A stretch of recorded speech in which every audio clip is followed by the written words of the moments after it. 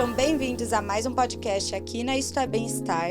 Hoje trouxe um doutor para falar de cirurgia no aparelho digestivo, um tema que a gente ainda não abordou aqui, e ele é especialista também em transplante, e é muito legal, um tema que eu nunca falei aqui. Doutor, obrigada pela presença, doutor Lucas Nassif. Eu que agradeço o convite e vai ser um prazer conversar com você sobre esses assuntos que são minha paixão também. Nossa, é a primeira vez que eu trago um médico que seja especializado em cirurgia de aparelho digestivo, e é tão importante porque tem várias patologias associadas. E hoje no seu consultório, qual a maior demanda, assim, demanda que eu digo, as maiores queixas? A cirurgia do aparelho digestivo, né? Antes da gente especializar no aparelho digestivo, a gente faz a cirurgia geral, né? Então, o dia a dia no consultório vem desde problemas na vesícula, problemas na digestão, alimentação, hérnias, né, da parede abdominal, hérnia de hiato. E também, como eu acabei focando um pouco na parte oncológica, né, e também de doenças do fígado, com cirrose, na questão de transplante, vem também uma parcela grande dos pacientes com esses problemas de fígado e de câncer também, né? Então, e é uma área que é muito legal, porque você conseguir tratar e curar, né, pessoas com doenças que todo mundo fala, nossa, Sim. fígado, pâncreas é mais grave, é agressiva, né? Mas você conseguir identificar e tratar quanto antes esses casos é muito legal. Você curar, né? E as pessoas, elas não... a gente até estava conversando anteriormente, que eu falo muito aqui do processo de sobrepeso, obesidade, sim, e a relação de estatose hepática não alcoólica. Eu acho legal até a gente contextualizar, porque as pessoas não sabem, acham que o processo de cirrose ele só ocorre por causa de álcool. Não, isso hoje em dia, para a gente contextualizar isso, a principal causa que leva as pessoas para o transplante, para a fila de transplante de fígado, é a síndrome metabólica, né? Que ela vai dar essa inflamação no fígado, a esteatohepatite não alcoólica, né? E hoje em dia já é a principal causa de indicação de transplante de fígado no mundo, né? Principal centro de transplantes dos Estados Unidos, né? O Brasil a gente ainda não está como a principal causa, mas pelo caminhar da nossa população vamos chegar ali. Facilmente. Que a gente pensava muito no vírus C, né, no álcool, que são as principais causas no Brasil, mas como o álcool, as pessoas estão cada vez conscientizando mais o risco, né? Então você fala em cirrose, a pessoa sabe, mas eu não bebo, né? E esquece da gordura, da famosa esteatose no fígado, ela pode levar a cirrose sim, né? Então se a gente não ter essa consciência da obesidade, sobrepeso, obesidade, diabetes, sedentarismo, pressão alta, dislipidemia, né, colesterol, triglicerídeo alterado, elas levam realmente a cirrose. Sim. Não só a esteatose, a cirrose. E como que a pessoa ela detecta? Porque assim, tem aquela famosa, eu falo que tem a visual, né? Que que a gente olha no indivíduo, que é aquela barriga de cervejeiro, que eu falo, a famosa. Pele, músculo, gordura atrás, gordura visceral, com certeza ele tem uma esteatose hepática. Mas tem pessoas que têm e não sabem. Tirando os exames, existem alguns sinais e sintomas que dá para detectar? Isso daí todo mundo pergunta se eu tenho esteatose, o que eu vou sentir, né? Se a pessoa sempre imagina que vai ter um sintoma de uma má digestão, algum gosto amargo na boca, como se fosse algum problema do fígado, isso não é uma verdade, né? É importante alguns exemplos. A esteatose, ela está sempre associada com a síndrome metabólica, principalmente essas que vão evoluir para esteatohepatite, né? Que é essa inflamação que pode evoluir para fibrose, inflamação e cirrose. O principal diferencial, a gente imaginando assim, o IMC, por exemplo, né? O índice de massa corporal e a altura, o peso e a altura do paciente. Se a gente pegar um paciente que tem barriga d'água, ascite, ele é magro, ele vai estar com uma barriga, tem gente que tem 15 litros de água, de ascite na barriga pela cirrose. Uma pessoa que tem 120 quilos. Que é aquela barriga dura, que né? é a barriga dura. Imagina, a pessoa, tem gente que faz, na lista de transplante, tira a água da barriga 15 litros por semana, imagina. Você tá brincando. 15 Então, litros de água da barriga? 15 litros de água. É uma das indicações de transplante também, né? Uhum. Tem pessoa que tem sei lá, todos esses têm 100 quilos. Uma pessoa que faz academia, que é musculoso, 100 quilos. E outra pessoa que é normal, que tem 100 quilos. Mas tem muita gordura corporal. Muita gordura corporal. Então, essas 3 pessoas, qual será que tem cirrose, esteatose e no fígado normal, né? Então, tem um que eu dei o exemplo da CIT de 15 litros, esse cara tem 100 quilos, só que ele é fígado cirrótico já. Tá. Os outros 2, um pode ter um fígado normal e outro obeso. 100 quilos, mas com gordura no fígado. Então, na sua pergunta, quais são os sinais? Aí entra a síndrome metabólica, né? Paciente que é sedentário, aumento da cintura abdominal, aumento da gordura visceral no homem, principalmente, né? Essa gordura visceral abdominal é o que mais prevalece, né? Então, o comprimento da cintura abdominal, a mulher, ela também é um fator de risco, mas a mulher normalmente também vai para o quadril, vai para a coxa, né? No homem, um fator de risco bem importante é a cintura abdominal, a gordura visceral. Uhum. O diabetes, então a alteração da glicemia no sangue, a alteração do colesterol, do triglicerídeo, a hipertensão arterial, né? Então são fatores que às vezes a pessoa não vai sentir nada. Então, ela vai sentindo com o tempo, que eu falo que é silencioso, silencioso. Né? São alguns problemas que existe a prevenção, que você precisa ter um bom endocrinologista, um bom nutricionista, um bom preparador físico, uma academia boa, né? São coisas que a gente vai conseguindo identificar e tratar com prevenção. Então, você não vai ter que sentir uma dor que vai procurar o pronto-socorro. Ah, tá doendo minha esteatose. Isso não existe, isso não é verdade. Pessoal, tô com náusea, tô com vontade de vomitar. É o meu fígado? Muitas das vezes é seu esôfago, é seu estômago, não é o fígado, né? Sim. Que a pessoa acha que, eu tô enjoado, eu tô com uma tontura, eu tô com alguma coisa, tudo é o fígado, que às vezes é a vesícula, né? A vesícula pode dar esses sintomas. O pâncreas, né? Então, uma inflamação da vesícula, uma inflamação do pâncreas podem dar esses sintomas. Aí a pessoa, eu tô com gosto amargo na boca. Muitas das vezes são problemas da boca, né? Às vezes a pessoa tem um problema bucal, um problema na garganta, uma sinusite, e acha que é meu fígado.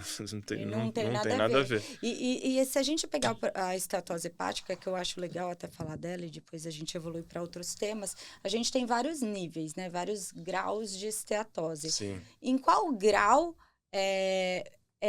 ele entra para uma fila de transplante? A esteatose em si, só a gordura no fígado, ela não é indicativa de transplante. Essa é uma boa pergunta, né? A esteatose, ela pode ser só esteatose. A pessoa não tem a esteatohepatite. Então, a esteatose sozinha é uma gordura no fígado que a pessoa pode só ter a gordura no fígado. Como que trata? Perdeu o peso, emagreceu, vai tratar. A gordura no fígado associada com essa síndrome metabólica que eu estava falando, é sempre bom a gente repetir, né? Diabetes, pressão alta, sedentarismo, colesterol, circunferência abdominal. Esse contexto junto vai, além da gordura, 3 outros fatores importantes. 3 fatores importantes. A esteatose, a gordura, a inflamação do fígado e a fibrose. Então, com esses 3, vão evoluindo para alguns graus, e o grau que entra para o transplante é quando a gente tem uma fibrose grau 4. Então, a fibrose ela vai desde 0 a 4. Como que o que seria a fibrose? A fibrose é o endurecimento do fígado, né? Tá. O fígado, para a gente imaginar, ele é como se fosse uma grande esponja, assim, ela é uma glândula, né, que tem mais de 2.000 funções. Imagina, o fígado, então, não é só para o sistema digestivo, ele tem... metaboliza muita coisa, é o grande filtro do nosso organismo junto com o rim, né? E todo o sangue metabolizado pelo nosso sistema digestivo vai entrar dentro do fígado para ser metabolizado, ser filtrado e ir para o coração, né? Quando a pessoa tem um fígado com fibrose ou até cirrose, essa esponja, que seria o fígado, ela começa a ficar dura. Ela começa a ficar como uma pedra mesmo. Tem fígado cirrótico, ele é uma pedra. E aí esse sangue não entra mais. Então, aí qual que é o risco que tem? o sangue começa a voltar para trás. Uhum. Aí que começa também os problemas da hipertensão portal, do sistema portal, né, que vai levar todo o sangue do intestino do sistema portal para dentro do fígado. Entendi. Se a pessoa tem esse fígado endurecido, ele vai ter uma disfunção do fígado, o fígado não vai funcionar bem e vai começar a ter as consequências da cirrose. Por isso que dá... Lembra aquele paciente que eu falei de 15 litros de líquido na barriga? Sim. Ele dá por causa disso. A hipertensão portal, né? Entendi. Daí aumenta a quantidade de aumenta líquido a quantidade de líquido na barriga. Abdômen. Aumenta o baço. Quando o paciente tem fígado cirrose, por que ele tem o baço grande? Porque todo o sangue que era para entrar no fígado, ele volta e vai para o baço, faz varizes de esôfago, então o paciente tem vômito com sangue. Então essas são as principais complicações da cirrose, são por causa da hipertensão portal, né? Daí tem que fazer o transplante e tudo volta ao normal, ou você precisa, além de fazer o transplante, recuperar todos esses órgãos que também foram afetados? O organismo, depois que você faz o transplante, você tira aquela pedra e coloca uma nova esponja, uma nova oportunidade ali de vida, tudo vai se refazendo de pouco a pouco, o organismo vai se readaptando. O baço que estava grandão vai murchando, as veias que estavam todas engorgitadas de varizes de esôfago, no abdômen fica todo cheio de colaterais, né, que a gente chama, são vasos que criam novas neovascularizações, elas todas vão murchando e com o passar dos anos volta a uma pessoa que não tem mais essa hipertensão portal. O tratamento de todas essas complicações da cirrose, ela é curada com o transplante. E qual seria a diferença da esteatose hepática? Nesse processo, há alguma diferença a esteatose hepática não alcoólica e a alcoólica nesse processo ou a mesma coisa, essa evolução? A esteatose hepática, são 3 graus, né? Na verdade, a pessoa pode não ter esteatose leve, que vai até 30% de gordura no fígado, esteatose moderada, que ela vai de 30 a 60, esteatose grave acima de 70. Na verdade, 30 a 70 é acima de 70, esteatose grave, né? Para entrar na fila do transplante, para evoluir para esteatose com inflamação e que vai dar fibrose e virar cirrose, independe se é por álcool ou por essa síndrome metabólica, né?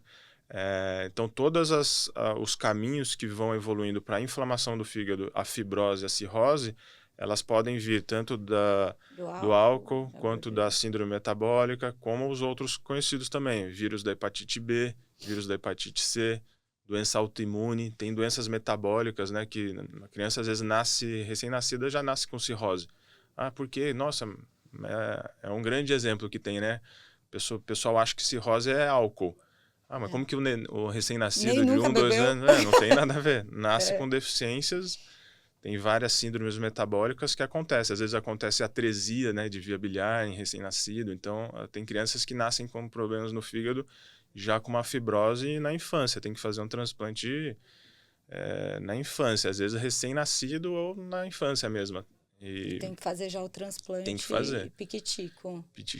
Pequenininho. Pequenininho. Mas só que quando a gente pega, então... Nossa, e é tão complexo, né? Porque se você pegar a esteatose hepática não alcoólica e alcoólica, a pessoa que ela tem uma obesidade, ela tá num processo de troca, que eu falo que tem um monte de gente que quer emagrecer sozinho. Aí...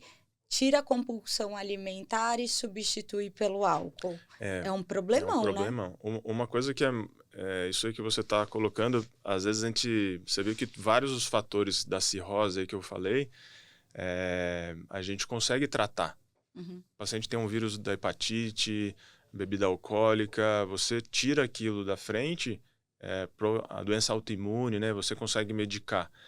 Já a síndrome metabólica, essa obesidade e tudo, se o paciente não estiver fazendo um bom tratamento, acompanhando bem, é uma das doenças mais complexas que tem para tratamento, né? Porque a obesidade, o diabetes, você tem que ter, é multiprofissional. Todos os pacientes que vão para um transplante, você precisa de uma equipe multiprofissional acompanhando você. O obeso também. Essa síndrome metabólica também. Então, não é simples, né?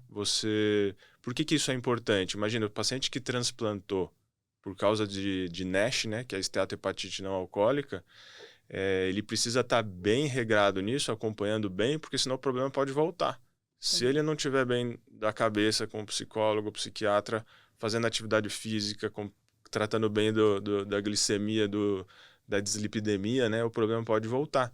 Tem muitos casos que o tratamento ele vai desde atividade física, remédio, insulina, comprimido, cirurgia, né, metabólica, cirurgia de bariátrica, né? Então, que eu até queria falar sobre isso. Então, esse ponto é importantíssimo. Tem muitos casos que a gente não consegue controlar ou melhorar alguns níveis se não chega a um ponto... na verdade, eu sempre uso uma frase, assim, as pessoas que precisam, que estão avaliando para uma cirurgia metabólica, uma cirurgia bariátrica, a cirurgia ela tem como uma ferramenta para ajudar aquele paciente. O primeiro ponto é o paciente querer perder peso, querer ficar saudável. Esse é o fundamental. Sim. Dentro do que ele tem essa vontade, a gente vai ter uma vasta gama de ferramentas para ajudar esse paciente, né? O paciente que está obeso, ele vai fazer um transplante de fígado? Isso não tem nada a ver. Ele pode só ficar obeso com diabetes e com outros problemas. Ter uma esteatose e não vai fazer a inflamação e a fibrose. Isso pode acompanhar. É esperado, né? Até antes, eu tinha comentado com você daquele estudo que a gente fez aqui em São Paulo nos fígados dos doadores, né? A gente viu que na população de São Paulo, em 2 anos, a gente avaliou 200 doadores. Tanto uma biópsia do fígado para ver gordura, esteatose, o tecido pancreático, que era também avaliar para doação do pâncreas para transplante, a gordura visceral, o peso e os dados epidemiológicos ali do doador, né? A gordura, a infiltração, a troca do tecido de pâncreas para a gordura e a esteatose, elas estavam presentes com pacientes no sobrepeso. Então, o paciente com 27,5 de IMC já tinha uma acurácia nesse estudo lá de 90%. Que é o que as pessoas não levam tão a sério. Não levam tão a sério. As pessoas esperam chegar a uma obesidade, um grau mais avançado, para buscar um tratamento. E, infelizmente, as pessoas quando vão lá no consultório, na consulta, ela fala assim, eu quero fazer o balão, eu quero fazer tal coisa, né? A pessoa, ela chega, às vezes, com algum preconceito do que ela quer fazer. Ela não vai buscar dos profissionais o que seria melhor para ela, né? Isso que ela acho... não avalia e ela quer uma estratégia muito que na cabeça dela vai ser mais rápida, mais fácil, mais tranquila. Antes de entrar na bariátrica, eu queria só tirar uma última dúvida do fígado. Se a pessoa ela desenvolveu a fibrose ou uma cirrose, ela consegue reverter ou não tem mais volta? Depois que ela atingiu esse grau 4 da cirrose, ela é irreversível. Tá bom. Até o F3, então por isso que é importante. Hoje em dia tem muitos exames, tanto laboratoriais como de imagem e não invasivos, que a gente consegue estimar qual grau de fibrose ou de inflamação esse fígado está caminhando, né? Uhum. Então isso daí é muito importante, porque se a gente conseguir... E é um problema silencioso, lembra que a gente estava falando que Sim. Ele não vai ter, tô com gosto amargo, não vai aparecer isso. Então, vai se a gente misturar em um monte de vai se misturar. Às vezes é um achado de um exame, você tem gordura no fígado. E a pessoa fica preocupada e às vezes tem muitos casos que é importante a preocupação. E a gente consegue, com alguns exames, identificar que grau que está caminhando essa inflamação. Se ela chega no F4 já, o padrão ouro a gente vai conseguir saber com mais certeza de que grau que está com biópsia. Uhum. Você vai lá, tira um fragmentozinho do fígado, mas não é necessário fazer a biópsia em todo mundo, né? A gente acaba fazendo nos casos mais graves ou que estão com os exames mais alterados e que os outros exames não conseguiram identificar esse nível, né? Uhum. Mas a gente consegue, então, com exame de sangue, com ultrassom, com ressonância e elastografia também, estimar esse grau de dureza e de inflamação do fígado, né? Então, se chegar até o F3... e o paciente, com entrar fazer esse tratamento, ele tem chance de voltar até para o F0, ficar sem fibrose. Só que se nesse processo ele já tiver no F4, que é a cirrose, aí infelizmente não tem como. Porque o fígado é um órgão que se regenera muito rápido, né? Ele tem uma capacidade de regeneração. Então, por isso, se tá 1, 2, 3, ok, ainda dá tempo. Isso. Mas no quarto já não tem mais o que fazer. No 4 não tem mais. Essa função do fígado de regenerar, ela é importante para a cirurgia hepática, né? Uhum. Ela não é muito nessa função das células que a gente está falando ali da inflamação, da biópsia, da fibrose, né? Uhum. Porque acaba que as células, quando você faz uma biópsia, você vai ver a lâmina, você vai ver os hepatócitos. Quando o paciente, lembra aquilo que eu falei que está com 30, 60, Sim. 70% de gordura? Quando o patologista, o médico que vê as lâminas, ele pega essa biópsia de um paciente, por exemplo, que tenha 70% de esteatose. Na lâmina vai aparecer 70% de gordura, de adipócitos. Ela muda as células do fígado, então por isso que ele perde a função. Meu Deus. Então perde a função porque troca as células, né? O tipo de célula. O tipo de célula. E isso daí que vai junto, quanto maior o grau de gordura, mais chance de ter inflamação junto com a síndrome metabólica e evoluir para fibrose, né? Já a capacidade do fígado regenerar, ela é um outro conceito. Aí ela vem muito do conceito da cirurgia hepática. O que é isso, né? É diferente de você ir cortar o rabo da lagartixa, que a lagartixa vai crescer o rabo de novo. Isso é mais ou menos assim o conceito, mas como que funciona? O fígado é um órgão vital, né? Então, você pode fazer cirurgia no fígado, a pessoa tem um tumor no fígado. Tá. Ela tem um tumor único no lado esquerdo do fígado, você consegue fazer uma cirurgia que você tira aquele tumor do lado esquerdo e a pessoa vive bem. Tranquilamente. E aí o que acontece? O lado direito do fígado que ficou, ele vai crescer. O lado esquerdo, igual o rabo da lagartixa que eu falei, no fígado não vai acontecer. O lado esquerdo você não vai ter mais. Ele vai ter uma hipertrofia do lado direito. que ficou. Então, o lado que ficou vai ter o mesmo volume. Em quanto tempo isso acontece? Normalmente são 12 semanas. Um fígado de uma pessoa normal, né? Então, o que é uma pessoa normal? Se ela não ser idosa, não tiver muita esteatose, então esteatose moderada e grave tem uma dificuldade nessa regeneração, e pessoas que fazem quimioterapia. Então, idade, obesidade, esteatose e quimioterapia. Vai ter um processo de regeneração, de crescimento, de aumento do volume ali do fígado para voltar com a função normal, mais lentificado. Entendi. Qual que é o risco disso quando a gente está avaliando um caso que vai precisar de cirurgia? Tem paciente que dependendo do caso, eu não consigo fazer a cirurgia dele. Eu tenho que preparar ele melhor ou fazer algumas estratégias para conseguir fazer essa cirurgia.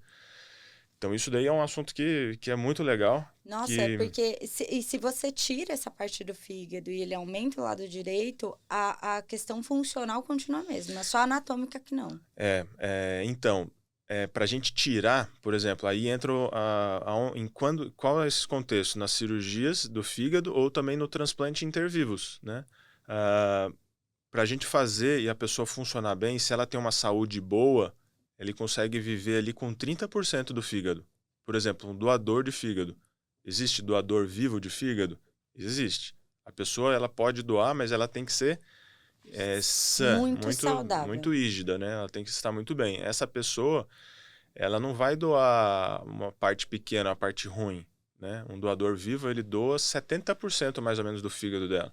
Então, essa pessoa tem que fica com 30%. Ai, meu Deus do céu. Essa pessoa boa. Mas aí você doa 70 e fica com 30? Mas só que esses 30 ele cresce. Aí passando aqueles 3 meses ali, 12 semanas mais ou menos, o tamanho desse lado que ele ficou, que daí normalmente o doador de um adulto vai ficar com o lado esquerdo para ele, né? Então esse lado esquerdo dele vai crescer. Então ele fica com o lado esquerdo grande. Entendi. Mais ou menos 3 meses. Aí, qual que é a importância disso? Se um paciente que tiver com inflamação no fígado, essa síndrome metabólica, pós-quimioterapia, ou... Nossa, agora fugiu até o que eu falei. Autoimune, não. Era... Fibrose? Não, fibrose quem tiver já uma cirrose, quimioterapia, idade, né? Mais idoso, aí a gente não pode fazer e tirar 70% do fígado dele. Esse paciente tem que ter uns 40%, 45% para ele sobreviver. Entendi. Então, isso daí que existem algumas estratégias que a gente às vezes tem que fazer alguma embolização de algum vado, uma veia porta para hipertrofiar um lado e o outro, ligadura da veia, né? Então, tem casos, eu dei o exemplo de uma cirurgia que o paciente tem um nódulo só. Tem paciente que tem 20 nódulos no fígado, né? E aí tem que transplantar inteiro, praticamente, né? Depende do caso, você tem que fazer cirurgias no fígado em 2 ou 3 tempos. Ah, Que entendi. daí você... Porque é o tempo de você tirar, tem a volta depois dos 3 meses, aí tira depois tem, outra tem parcela. cirurgia que a gente faz algumas retiradas e faz a ligadura da veia porta contra a lateral, que daí aquele lado que foi ligado ou embolizado, ele diminui, ele atrofia e o outro lado cresce. Uhum, E aí você espera esse crescimento para retirar as outras lesões, né? uhum, Então isso é uma estratégia. E tem algumas cirurgias que a gente consegue tirar todos os nódulos, se forem muito periféricas, né? Então uhum. você tira aí os 20 nódulos. Nem todos os casos, quando tem múltiplos nódulos, não podem ir por transplante. Até você comentou do transplante, isso não é Não verdade. vai. Principalmente para o transplante com doador falecido. Uhum. Por quê? Porque existem algumas regras, né? E alguns tipos de câncer pode fazer transplante, principalmente no nosso país, e outros não. Então, o transplante de fígado no nosso país só está autorizado para doador falecido hoje em dia o hepatocarcinoma, que é uma lesão primária do fígado de quem tem doença no fígado. Todas essas causas que a gente falou, vírus, síndrome metabólica, álcool, ele vai ter a cirrose e vai dar esse tipo de câncer. Já metástase coloretal, colangiocarcinoma, outros tumores malignos assim, não pode fazer ainda o doador falecido. Só vivo. Só vivo. Entendi. Esses outros casos, existem projetos de estudo, já está em andamento para começar a fazer o transplante também.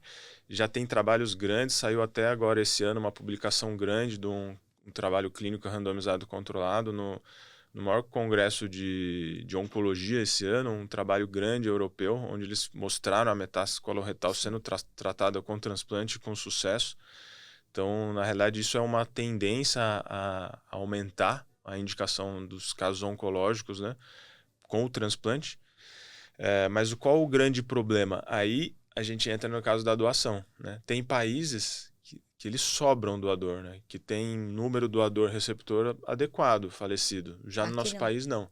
Então, vamos abrir, e aí o paciente que está com tumor vai conseguir tratar e o cirrótico que está sofrendo na lista vai ficar sem o transplante, né? Que daí abre como uma prioridade, né? Para uns e para Ele outros não. acaba tendo... A lista de transplante hoje em dia, ela segue um critério de De, gravidade.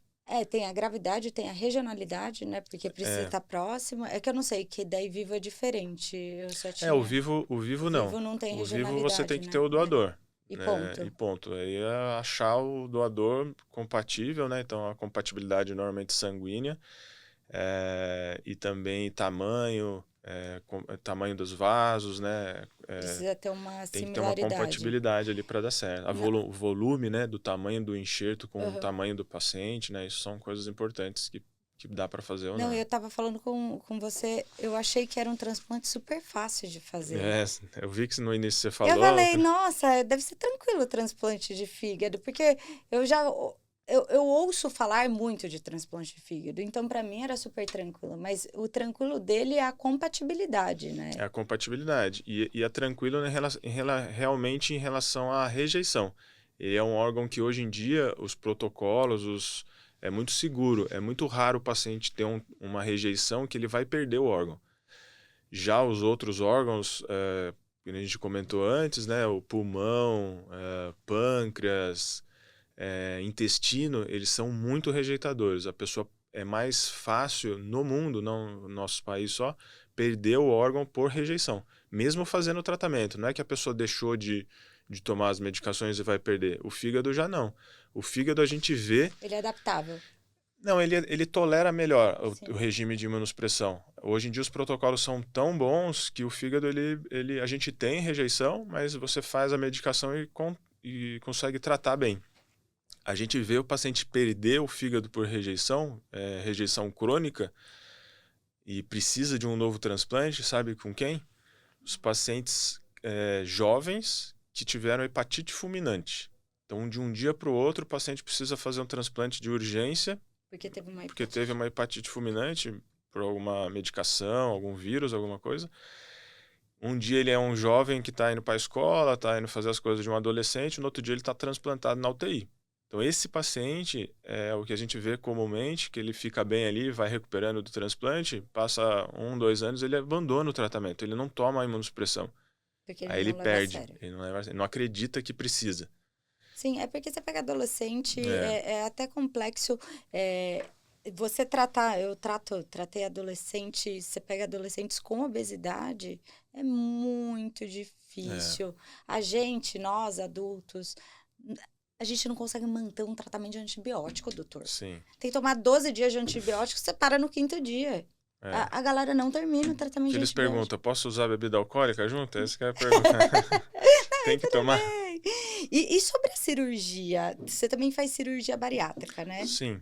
A cirurgia bariátrica hoje, eu percebo que, é claro, né, aos poucos a medicina vai inovando, tem a tecnologia, tem tudo mais, mas eu acho que também falta uma parte do paciente se conscientizar do processo da cirurgia, não só chegar na cirurgia como uma estratégia assertiva, vai resolver meu problema e tá tudo certo, não cuida da cabeça, não cuida do comportamento, acaba voltando tudo. O que você vê hoje em dia? Hoje em dia a segurança, não só na cirurgia bariátrica, mas falando dela, é muito grande, assim, né? Tanto com a laparoscopia e a robótica, né? Aham. Ela consegue, junto com os materiais, né? Então, os grampeadores, os fios, existe uma evolução muito grande nesse material para a segurança do procedimento, né? Segurança da equipe, do paciente, né?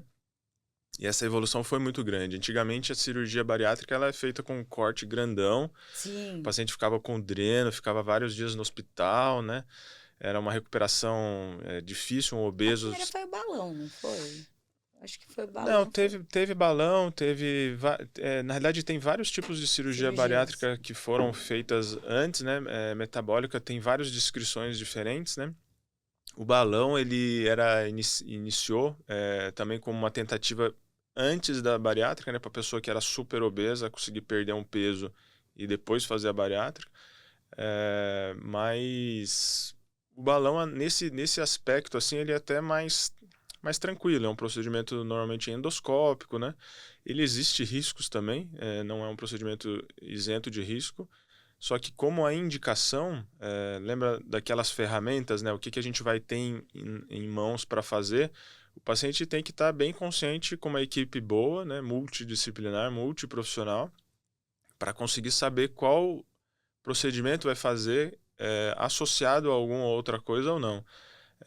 O problema é quando a pessoa quer fazer, chega num dia, vai numa clínica que ele entra por uma porta, passa por 1, 2, 3 e já sai no mesmo dia com a indicação da cirurgia marcada, né? Isso é perigoso. E não muda a cabeça, não Não muda a muda nada. cabeça, não muda Eu nada. tive uma paciente que depois ela me contou essa história, ela fez a bariátrica, daí ela tinha um processo de compulsão tão intenso, não tratado, que quando ela fez a cirurgia, ela entrou num desespero, eu juro pra você, sabe a fase líquida? Sim. Ela bateu no liquidificador arroz, feijão, bife, batata frita. E eu fiquei chocada que ela bateu aquilo porque ela precisava comer arroz, feijão, bife com batata frita. Nossa, E ela tomou e ela quase teve um treco que não pode, é. né? Que tem esse processo de Ah, imagina uma alimentação. pessoa que um dia ela tá tomando 2 litros de Coca-Cola, aí no dia seguinte ela vai conseguir tomar 30 ml, né? Então, se a pessoa não estiver preparada, ela não para de vomitar, ela fica desnutrida, desidratada, né? Então tem que ser um processo bem devagar e entender, né, cada passo. Mas voltando ali para a parte da cirurgia, hoje em dia a cirurgia está muito Bem segura, evoluída. bem evoluída, com bastante tecnologia, né? Então tem os grampeadores, isso daí hoje em dia o procedimento cirúrgico está muito menor a cirurgia a complicação assim relacionada ao procedimento, né? Isso é muito bom. Só que isso também tem que ter um alerta, uma atenção que por estar muito seguro, isso não quer dizer que você vai Vai trocar uma roupa, banalizar. né? Você vai fazer uma cirurgia. E a cirurgia metabólica, às vezes você faz uma restrição do seu estômago. Lembra que eu falei ali 30 ml, um estômago que pode caber às vezes 2 litros, 1,5 litro, vai para 30, e você faz um desvio no seu intestino, né? Então, é uma cirurgia que a pessoa tem que estar preparada, ela tem que entender que se ela não fizer reposição, ela não estiver acompanhando uma nutricionista, com um preparador físico, ela vai Cuidar da ficar... massa magra. vai entrar num problema que às vezes a pessoa não sai do hospital.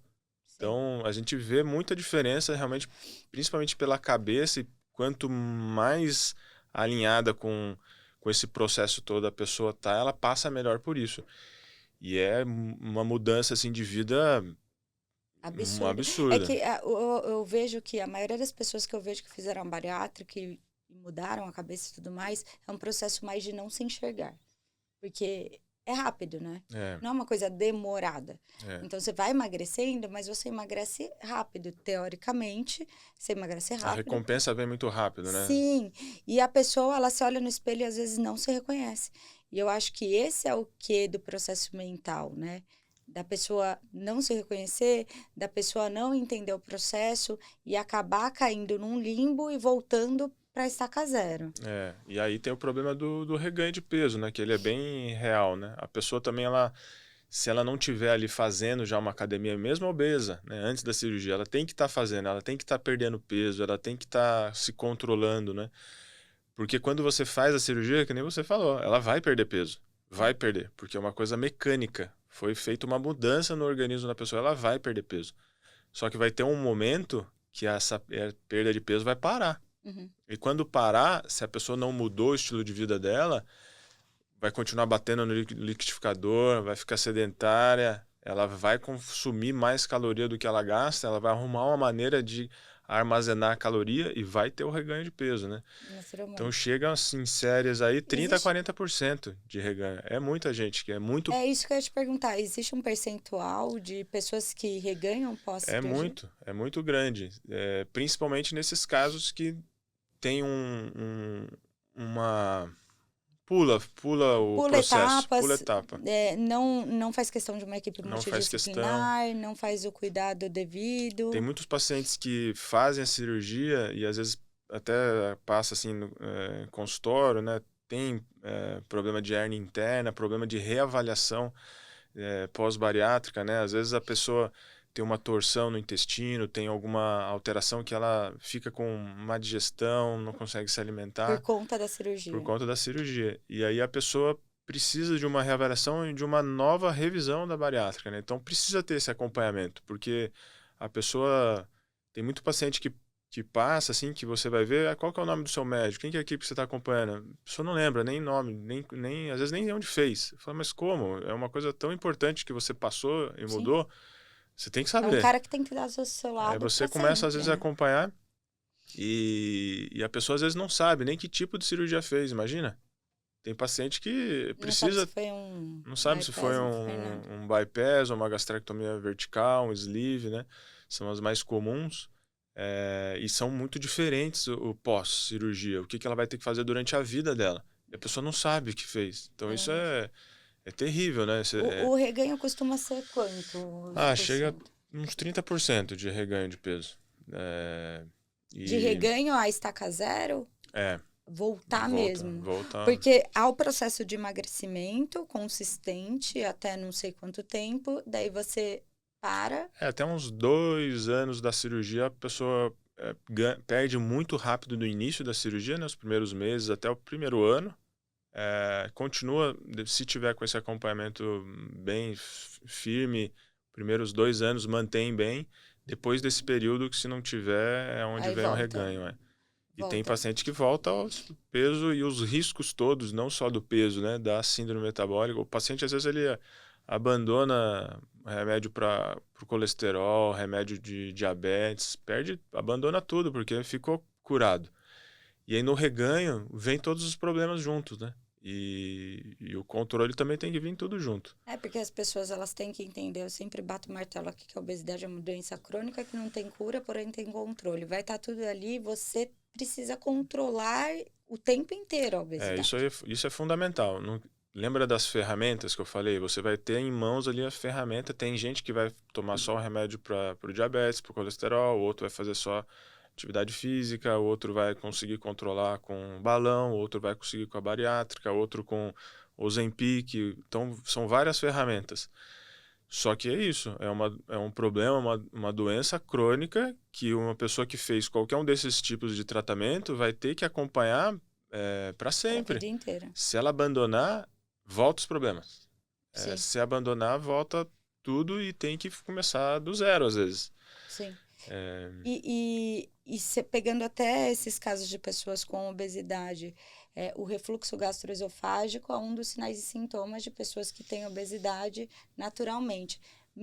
Deve melhorar com o processo de emagrecimento, mas existem cirurgias para melhorar esse refluxo? sim, a cirurgia, a obesidade é um fator de risco mesmo para o refluxo, só que alguns tipos de refluxo podem acontecer numa pessoa que não tem nada a ver com Eu tenho. obesidade.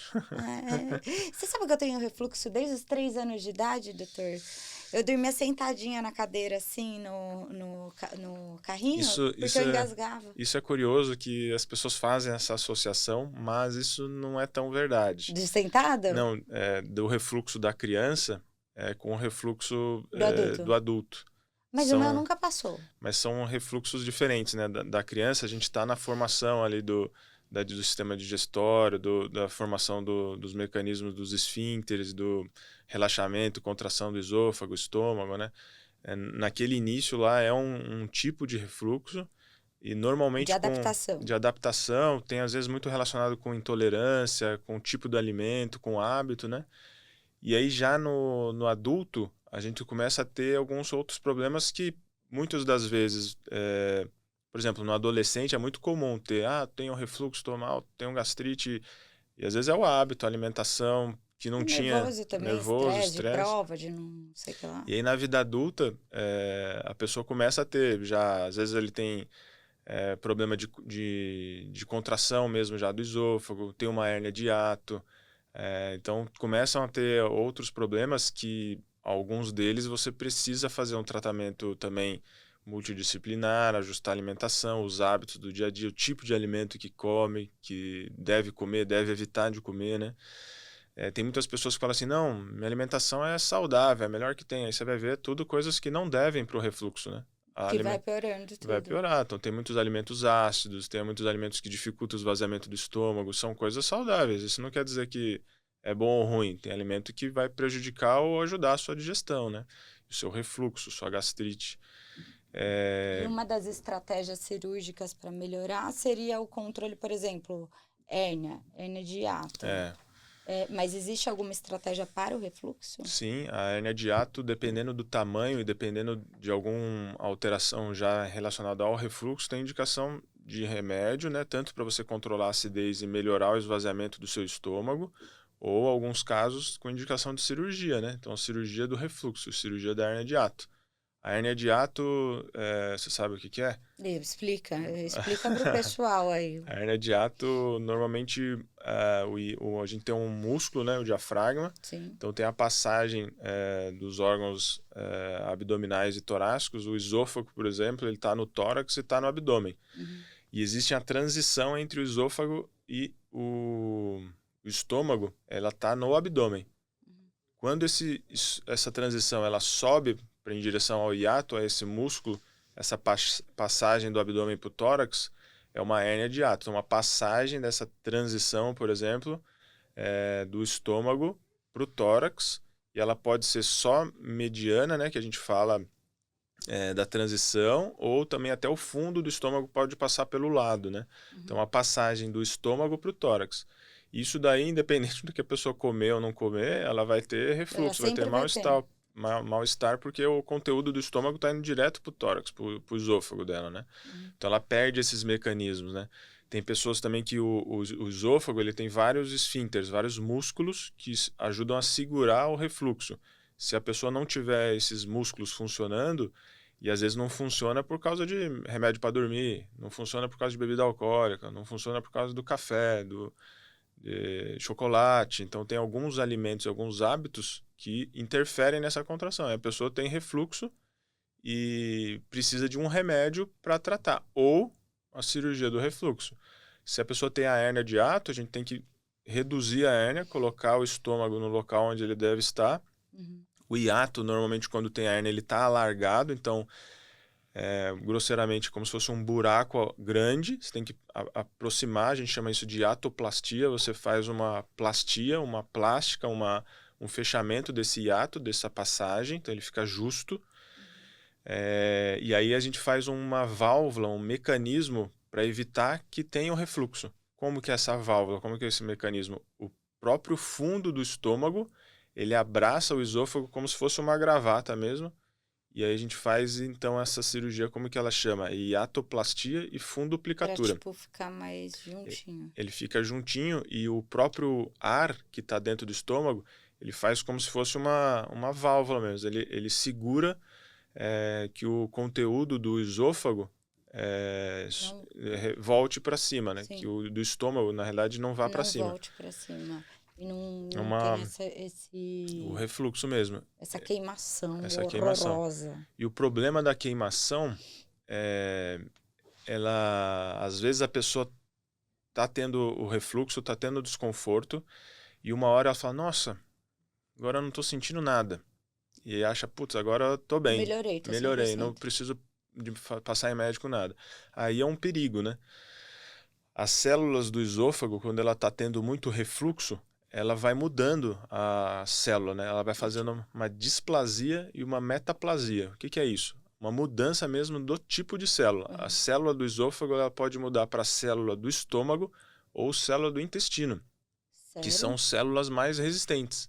Então isso é uma defesa, o organismo nosso é tão inteligente que ele faz essa adaptação, essa mudança para tentar ajudar a pessoa a não sentir o incômodo. Aí ela fala, mas nossa... só que ele está camuflando, mas só que isso pode gerar um problema ainda maior. Então essa displasia e essa metaplasia, aí que é o famoso esôfago de Barrett, né? O que é o risco que tem dele? Essas mudanças da célula, essa proteção, tanto células de defesa, de células mais resistentes, né? Pode vir uma célula de câncer junto. Então aí é um surgimento de um câncer. Então o refluxo ele pode dar um câncer. O refluxo é um fator de risco para câncer de esôfago, né? Então a cirurgia às vezes do refluxo ela não é só por causa dos sintomas, depende da característica do esôfago do paciente relacionada ao refluxo. A gente vai fazer uma prevenção de câncer de esôfago, assim como a mudança dos hábitos, mudança dos alimentos, uso de medicação, tratamento do H. pylori, né? Que são coisas importantes que diminuem o risco, né? O bebida alcoólica, tabagismo, obesidade, são todos fatores de risco para câncer ali do esôfago. Nossa, tirando a tosse que dá de noite.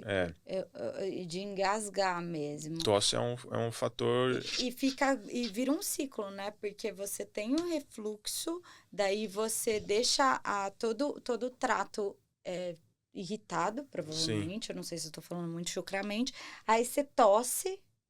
Aí você volta tudo. Aí você tosse, você aumenta o refluxo, começa a irritar mais, aí você tosse, aí não acaba nunca mais. Dorme sentado, aí vai tomar um copo d'água, acha, nossa, até a água tá me fazendo mal. Aí você fala, engasga, não é isso? E não passa nunca mais. Isso, às vezes as pessoas falam isso assim, nossa, mas até a água tá me fazendo mal, não para, não melhora, o remédio não funciona, o remédio...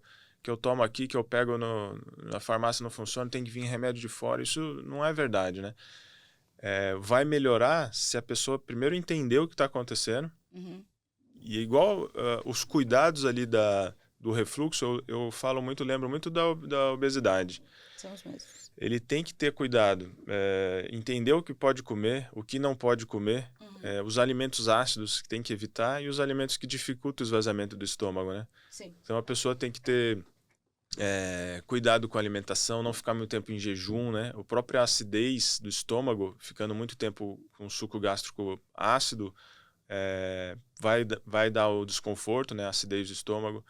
Não deve tomar líquidos durante as refeições, né? O líquido, a gente tomar o líquido vai inibir a contração do esôfago do estômago, né? Porque você vai estar jogando um líquido ali para baixo para empurrar o alimento, então a gente tem que evitar esse hábito. Levantar a cabeceira da cama, dormir com a cabeça mais erguida. Evitar comer e dormir. Evitar deitar logo após comer, esperar pelo menos uma meia hora, uma hora mais sentado, caminhando, né? Procurar fazer uma atividade física, procurar ter algum tipo de lazer, terapia, que não fique tão ansioso, estressado. O estresse do dia a dia, o nervosismo, isso aumenta a acidez do estômago, né?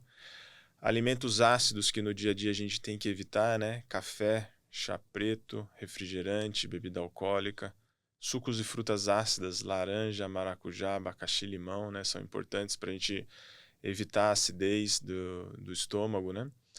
E o esvaziamento do estômago, né? Fritura, gordura, vai dar estufamento, gases, má digestão. Vai piorar o refluxo. Vai piorar o refluxo, leite, derivados de leite, grãos, né? Que dão muitos gases, refluxo, feijão, lentilha, grão de bico, né? Então a gente tem que ter cuidado com os alimentos, com o que a gente come, deixa de comer. Então, lembra aquilo que eu falei? É uma pessoa que se diz saudável ou um brasileiro. Como que é o dia a dia do brasileiro? Café com leite e pão na chapa. Tudo que dá Aí vai gastrite. na hora do almoço. Tudo que dá gastrite. Vai na hora do almoço, feijão com arroz e suco de limão. Ou, então, e janta também. Então, Sim. eu acordo, não tomo nada, só tomo um café. Imagina, você tá com o estômago cheio de ácido, vai tomar um café que é ácido também, né? Então a gente tem que conseguir equilibrar isso para conseguir ajustar o desconforto, né? E lembrar daquilo, quando sentia muito, de repente não estou sentindo mais, às vezes o sintoma ele engana, né? Porque se você já tem um refluxo, tem alguma lesão, em alguns casos tem que acompanhar com um exame de endoscopia, né? E às vezes alguns casos de biópsia mesmo, né? Para ver o que está acontecendo Para ver, ali, se tiver principalmente se tem essa mudança essa do tipo mudança de célula. Às vezes o médico, o endoscopista, ele suspeita da mudança que está acontecendo dessa célula, só que a certeza só na biópsia. Às vezes a biópsia pode vir positiva ou negativa para essa mudança. Nossa, Então, muito.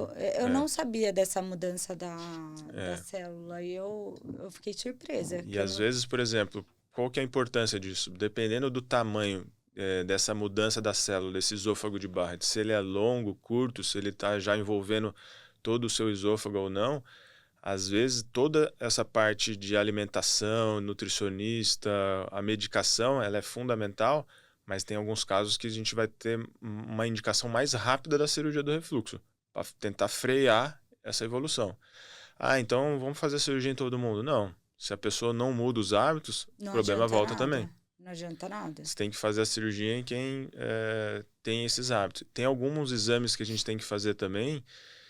Dependendo do problema que o paciente tem, você pode fazer um problema maior nele, né? Você faz uma válvula ou fecha quem não precisa, a pessoa às vezes não consegue deglutir mais, fica entalado. Então, fica com aquela sensação que o alimento não está descendo. A cirurgia ela tem que ter indicação. Sim. Se você for fazer numa pessoa que não tem, ou tem uma hernia de hiato pequena, ou não tem esse problema do refluxo que eu estou falando, você pode arrumar um problema. Igual você fazer uma bariátrica em quem não tem indicação, né? Que hoje em dia, infelizmente, a gente fala isso. Banalizou, né? Aquela clínica que você vai, passa e já, no mesmo dia já sai com a cirurgia agendada.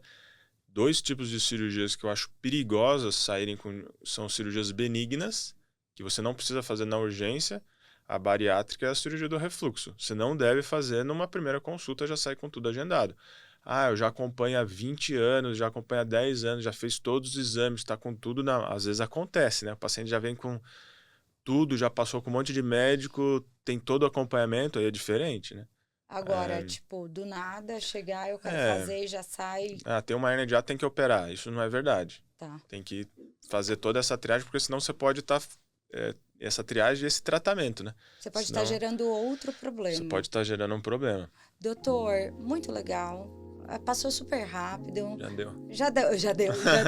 Passou super rápido. E agora, o mais legal de tudo é que o doutor vai ser colunista aqui no Estar Bem-Estar. Então, todos esses temas vão estar na sua coluna. Legal, vai ser muito bom.